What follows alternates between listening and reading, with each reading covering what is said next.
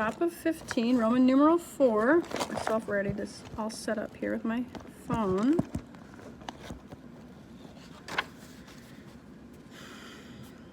And this one's called time. This is the second characteristic of epic. So the first one was called Gods and Humans Together. This one's just simply time.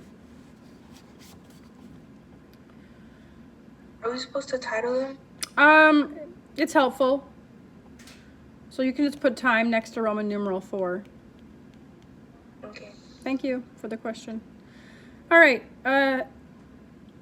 First of all, does anybody know what the word metaphysical means?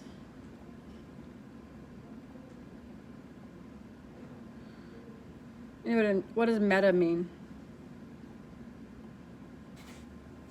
So meta, to make this simple, it means outside of something. So like metaphysics is outside of the like scientific, outside of physics, outside of things you can mark.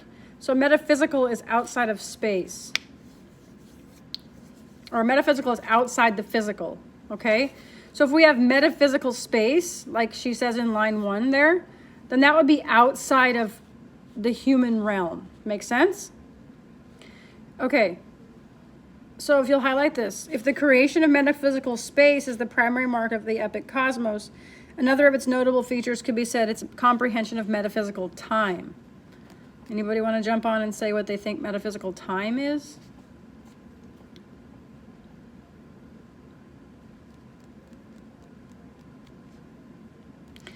Well, it'd be outside of our clock time, right?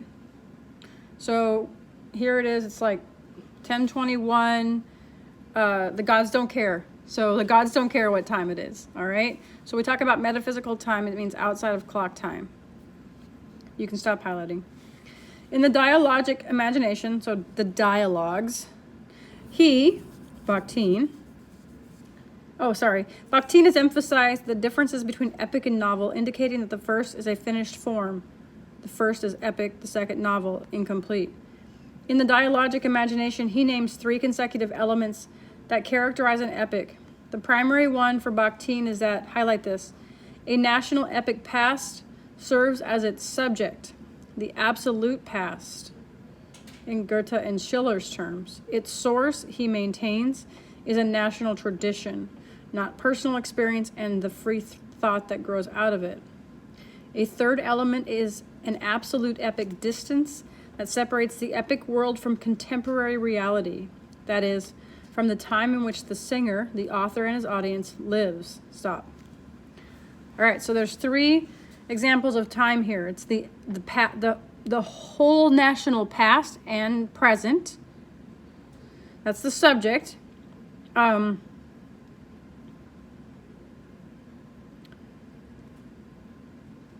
National tradition and epic distance. So epic distance separates the story of the taking place in the epic from contemporary reality. So from the timeline that we live in.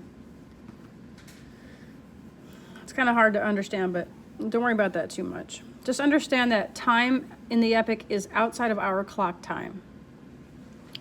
Okay. What Bakhtin has reference to in these remarks, I would suggest, is the essential impersonality of the epic. For the sense of elevation this genre provides stems less from it being finished as he has it, than from its godlike and detached view of time. It is this distance from ordinary life, this remoteness, that the epic poet brings to local events. Each of the characteristics mentioned by Bakhtin has to do with the magnification of time. Highlight this. Epic poets have a larger view of temporality, so that's time, temporal stuff you can touch, than other poets. They see the alpha and the omega, the entire scheme of things, though they are constrained to speak of this beginning and end in terms of the human society they know. Stop. What that means is, I live in this time. If I want to write an epic, it's going to be about this time, or maybe like the American national past, which he talks about, the absolute past.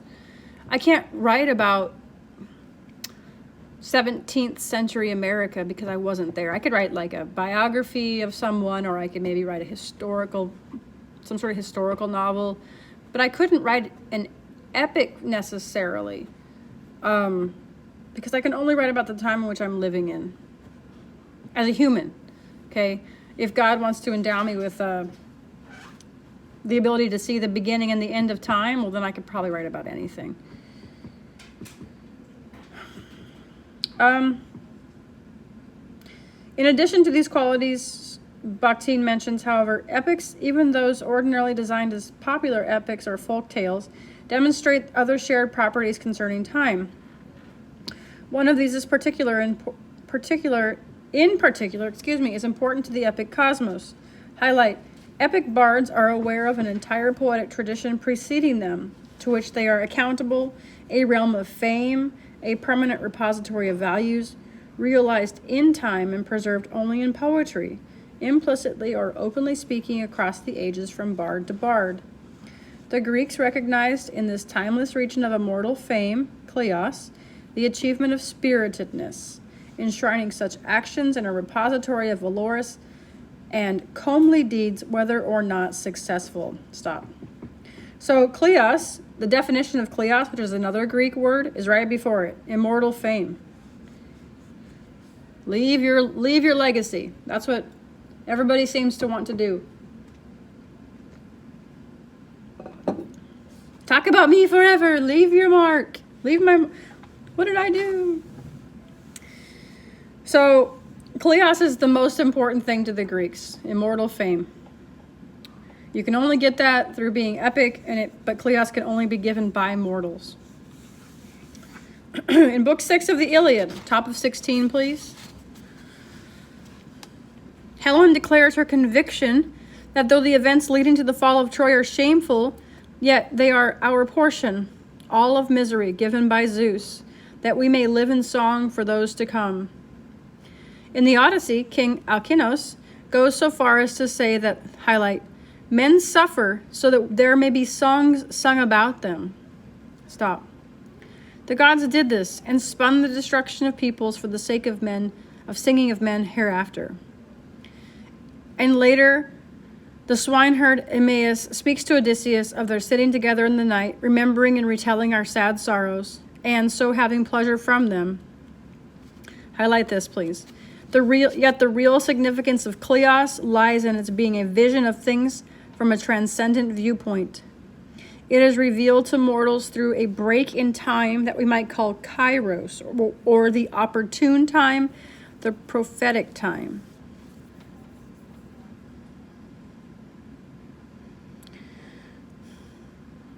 I'm trying to think of a good way to give an example of that. So you could say that kleos or kairos is God's time. Like when does God or the gods want to interject themselves into your life, and have you called for them to do that? The truth of such moments, you can stop highlighting. The truth of such moments impels, which means forces epic heroes to strive for the absolute, committing their deeds to kleos, to fame. And though poets can use only the vehicle of their own societies to express this eschatological sense, circle that word please, the epic action they depict has all of time in its purview. It remembers the sacred past, contends with the ambiguous present, and aspires to the prophesied future. All right, so eschatological, it means, I'll write it here in the chat, but it means the final destiny of the soul.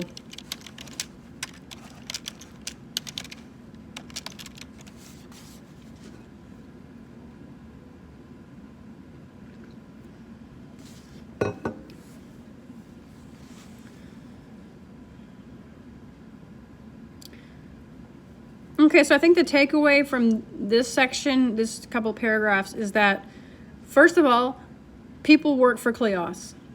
Everybody wants glory and to be known to have their name be known forever.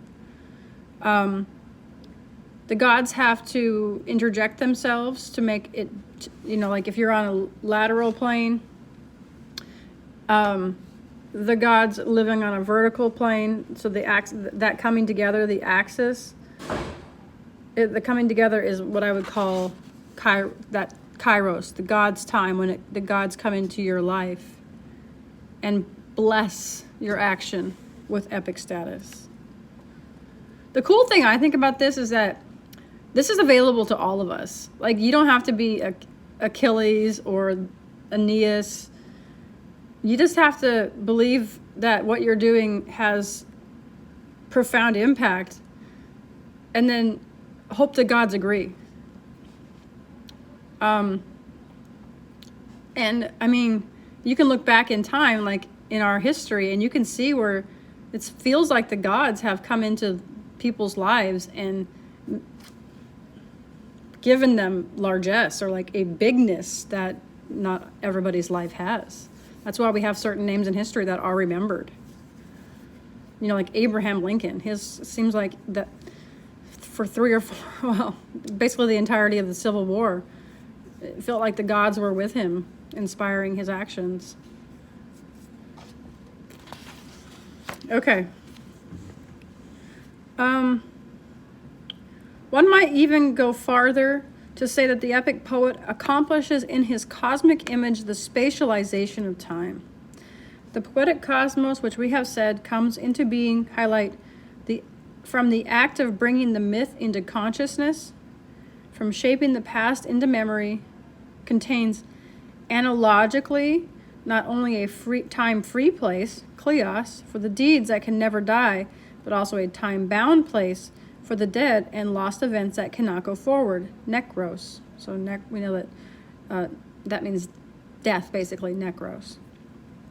That's where the word necrophilia comes from, the loving of the dead. Lost my phone here. Epic poets, keep highlighting, relegate these negative things to the underworld, the world of the dead, though they set apart a portion of that region, an Elysium, for the virtuous and distinguished dead.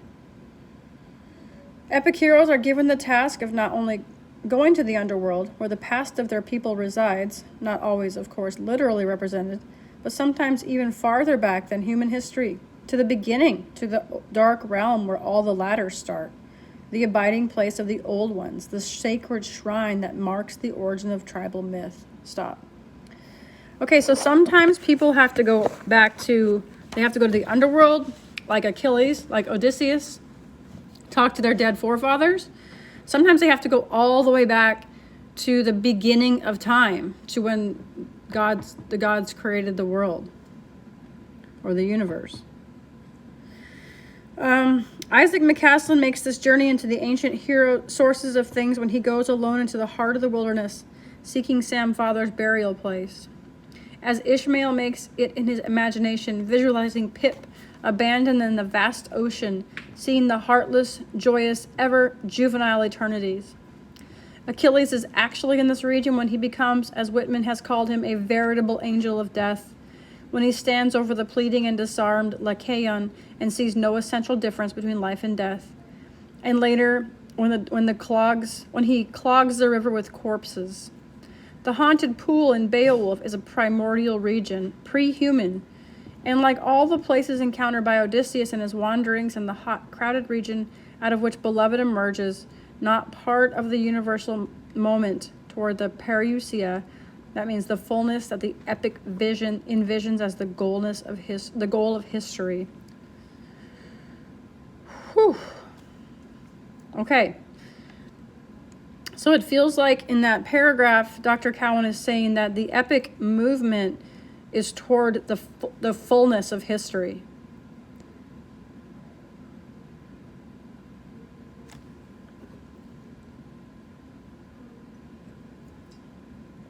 Where time sort of collapses and you can see it all, the beginning and the end.